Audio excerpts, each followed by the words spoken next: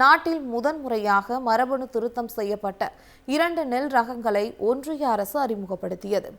இதுகுறித்து பேசிய பூவுலகின் நண்பர்கள் அமைப்பின் வெற்றி செல்வன், ஒன்றிய அரசு மரபணு திருத்தம் செய்யப்பட்ட 2 நெல் ரகங்கள் சுற்றுச்சூழலை பாதுகாக்குமா என்று அவர் கேள்வி எழுப்பியுள்ளார்.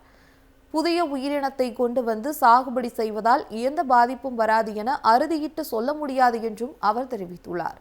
மேலும் மரபணு திருத்தம் செய்யப்பட்ட உணவுகளால் தீங்கு விளைவிக்கும் என்று விஞ்ஞானிகள் தெரிவிப்பதாக வெற்றி செல்வன் கூறியுள்ளார். கேப்ஸ் 9 அப்படிங்கிற ஒரு டெக்னாலஜி, அந்த பாக்டீரியாவுக்கு வந்து பார்த்திங்கன்னா ஜீனை வந்துட்டு எடிட் பண்ணக்கூடிய ஒரு தன்மை இருக்குது. இப்போ எந்த ஒரு மரபணு, எந்த ஒரு செடியினுடைய மரபணுவாக இருந்தாலும் சரி, விலங்கினுடைய மரபணுவாக இருந்தாலுமே அதில் எடுத்து அந்த மரபணுவை கம்ப்ளீட்டாக மேப்பிங் பண்ணி இந்த போர்ஷன் எனக்கு வந்துட்டு தேவையில்லை, இந்த போர்ஷனை நீக்கி விடலாம். ஃபார் எக்ஸாம்பிள் வந்து இந்த செடி வந்து பெரிய அளவில் காய் காய்க்கும் அப்படின்னா பெருசாக காய் காய்க்க வேண்டாம், சின்னது அளவில் காய் காய்ச்சா போதும், இவ்வளோ ஹைட் இருந்தால் போதும் அப்படின்னு நம்ம டிசைட் பண்ணுறோம். அப்படின்னா அப்போ அந்த மரபணுனுடைய மூலக்கூறுக்குள்ளாக சென்று எந்த ஜீன் இதுக்கு காரணமாக இருக்கோ அதை நாம எடிட் பண்ண முடியும்.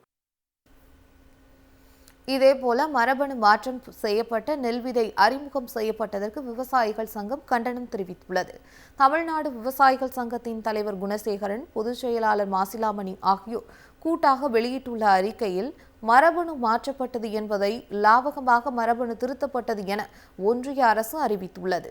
மரபணு மாற்றம் செய்யப்பட்ட பயிர்களுக்கு எதிராக உச்சநீதிமன்றத்தில் வழக்குகள் உள்ளதால் மரபணு திருத்தம் என மாற்றி இந்திய மக்களையும் உச்சநீதிமன்றத்தையும் ஒன்றிய அரசு ஏமாற்றுவதாக தெரிவித்துள்ளார். வேளாண் உற்பத்தியை பெருக்குவதற்கு தரிசு நிலங்களை சரி செய்து பாசன கட்டமைப்புகளை மேம்படுத்தி விவசாயிகளின் கோரிக்கைகளை நிறைவேற்றினாலே வேளாண்மை உற்பத்தி மேலும் 1 மடங்கு பெருக்கலாம் என்றும் ஒன்றிய அரசு சிந்தித்து மரபணு மாற்று ஆய்வை மற்றும் விதைகளை தடுத்து நிறுத்திட வேண்டும் என்றும், இல்லையேல் நுகர்வோர்களை பாதுகாக்க விவசாயிகளின் தற்கொலைகளை தடுத்திட விவசாயிகள் சங்கம் தொடர்ந்து போராடும் என்றும் தெரிவித்துள்ளார்.